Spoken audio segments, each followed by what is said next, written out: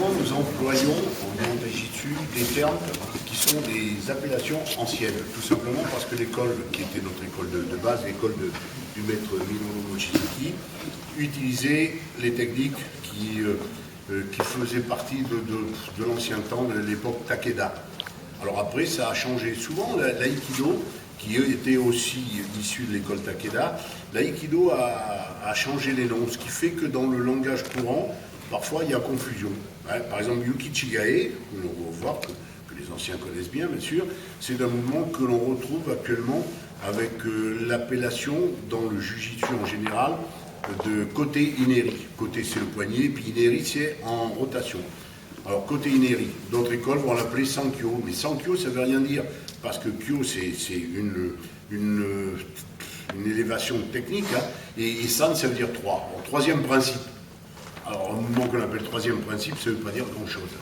Il ne faut pas oublier, et ça aussi c'est l'histoire, il ne faut pas oublier que le judo s'est beaucoup développé en Europe grâce à, dans les années 40 et voire la moitié des années 50, grâce à la méthode de Kawashi. Je parle du judo. Hein.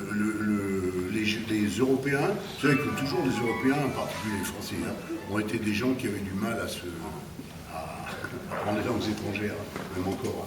On dit que les Français, quand ils veulent parler anglais, c'est vraiment la honte. Hein.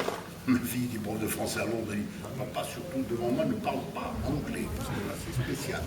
Alors bon, donc pour les Occidentaux, c'était très ennuyeux d'apprendre. Alors des Hashibara, Izaguruma, Sasai Tsuru Kobayashi, c'était compliqué. Et puis il y a un élève du maître Kawashi qui un jour, par hasard, et pensant qu'il allait faire que pour lui, a mis sur le tableau du maître Kawashi, a mis les numéros. Il a mis les numéros premier, deuxième, troisième, quatrième, etc. Kawashi, ça c'est la petite histoire, c'est intéressant de savoir. Quand Kawashi est arrivé, et c'est ce qui ça a changé tout le truc, il est arrivé 1 heure en avance au Judo Club de France. Et il y avait Raymond Cotreau, qui était donc celui qui a été par la suite la première ceinture noire en France. Il avait mis sur le tableau, le maître Kawashi avait mis tous les noms japonais des prises de judo. Alors il avait mis, pour se rappeler, premier, deuxième, troisième, quatrième, il avait mis un numéro en face. Et il m'a dit, parce que j'ai eu la chance de bien le connaître, hein, il m'a dit, alors là, c'était l'horreur totale, figé, il ne savait plus où passer. Kawashi rentre, le maître Kawashi rentre 1 heure avant l'heure prévue. Qu'est-ce qu'il a fait? Lui, il a touché son tableau. Qu'est-ce qui va se passer? Puis Kawashi, qui est un homme extrêmement intelligent, regarde, jette un œil. L'autre, elle va chercher le chiffon pour effacer. Et Kawashi dit, ça va. Puis et puis il s'est mis à éclairer. Et 15 jours après, il a dit, maintenant, ma méthode pour les Européens, ça sera, au lieu de dire Osodogari, ça sera première technique de jambe. Au lieu de dire Araigoshi, 5e technique de hanche. Il a donc transposé ce que l'autre avait marqué, et la fameuse méthode Kawashi, elle est partie d'un hasard de monsieur. Bon, alors c'est pour vous dire hein, que souvent dans la pédagogie, dans les traditions, ça a reposé sur peu de choses. Les Japonais avaient l'habitude, pour le judo je parle, hein, d'enseigner le judo dans un groupe de techniques qu'ils appelaient le Go-Kyo. Kyo voulant dire groupe de techniques, groupe de principes, Go 5. Alors ils avaient donc classé des mouvements par ordre de difficulté dans la chute, ce qui n'est pas évident aussi. Hein. Alors la chute, bon, une chute simple, alors le premier mouvement c'était des Hashibara, mais la chute est quand même simple, et on allait vers des sotemi compliqués. Mais ça, c'était quand même extrêmement ardu pour des Européens. Et cette méthode Kawashi a tout changé. Parce que, à mon avis, c'est intéressant aussi. On va revenir donc sur le mouvement qui s'appelle Yukichirei, que l'on va retrouver dans d'autres écoles comme en Aikido avec le mot Sankyo, et qu'on va retrouver dans d'autres écoles de Jiu-Jitsu avec le nom de Kote Ineri. Pour nous, c'est toujours Yukichigae qui est le nom ancien, et traditionnellement, on le conserve. Ah, on souffre encore un peu ensemble? Moi, je souffre de me faire mal.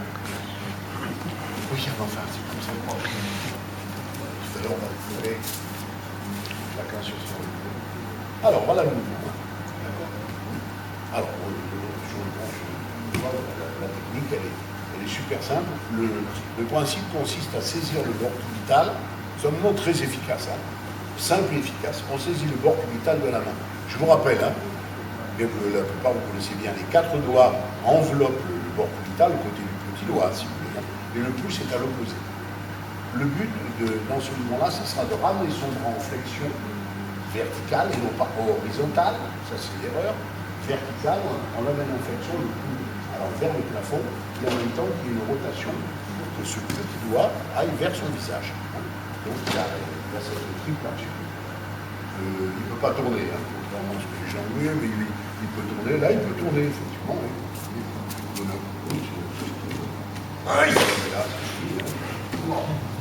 Alors donc c'est un très bon viandon, une bonne technique de maîtrise. Maintenant, il arrive parfois que au moment où vous allez faire le mouvement, il y a une réaction, par exemple, il est assez puissant, il va arracher son bras. Souvent c'est ce qui va se passer, vous voyez, le mouvement aussi. Voilà, c'est ça le but qu'il va rechercher si votre prise n'est pas bien verrouillée. Et bien, comme d'habitude, il faut l'aider. Alors, on va le faire en prenant avec la main gauche et en prenant avec la main droite. Il tire avec la main gauche. Il tire avec la main gauche. Vous l'aidez. Que j'aime ce mot, vous l'aidez. C'est l'horreur. Voilà, c'est l'horreur épouvantable. Et là, vous amenez qui vous voulez, où vous voulez.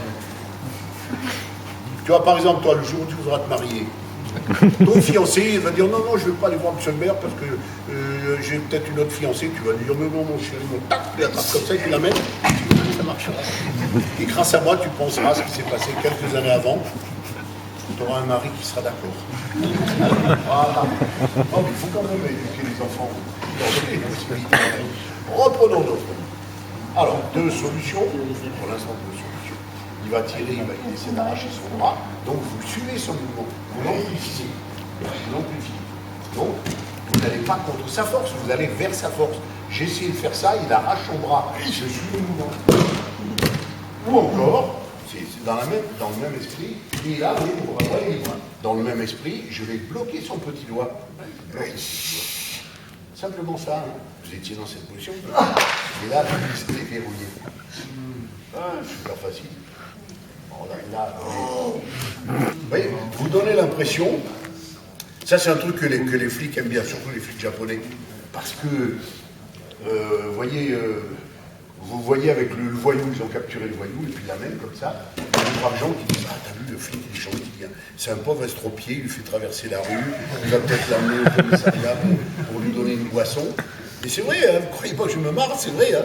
Et vous savez, moi je vais vous dire un truc, je connais bien les policiers japonais, j'ai fait des stages avec eux, ils disent des fois, surtout à Tokyo, en face, ils ont un voyou.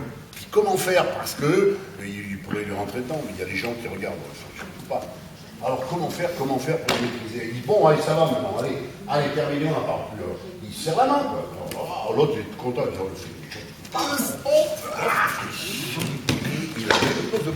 mais c'est classique, c'est pas une blague, hein, je vous raconte. Hein. C'est classique.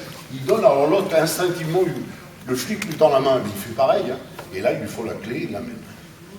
C'est pas très fair play, mais c'est une solution qui en vaut d'autres. Bon. Alors, on voit ça, et pour gagner du temps, on va voir. Alors, pour une raison quelconque, vous avez changé de main. Vous voyez, Yukichigei, c'est la main côté adversaire, hein, pour qu'il soit efficace. Là, vous serez beaucoup moins efficace. Mais pareil, hein, il veut arracher son bras. On va trouver un petit peu bien. Regardez. Et là, vous faites votre pression sur la main. On tourne le dos, hein, pour que vous puissiez voir. Pour une raison quelconque, j'ai rentré ce mouvement-là. Je voulais faire autre chose, mais il a la réaction d'arracher ce bras. Ce qui est normal. Il veut arracher le bras. Alors au moment où il veut arracher le bras, je suis le mouvement. Soit comme ça, soit simplement par-dessus, et j'enveloppe. Et là, on retombe dans le même type de clé qu'on a fait tout à l'heure, et on était en avant. Allez, c'est parti, je dois tout compris. C'est ça qui est bien.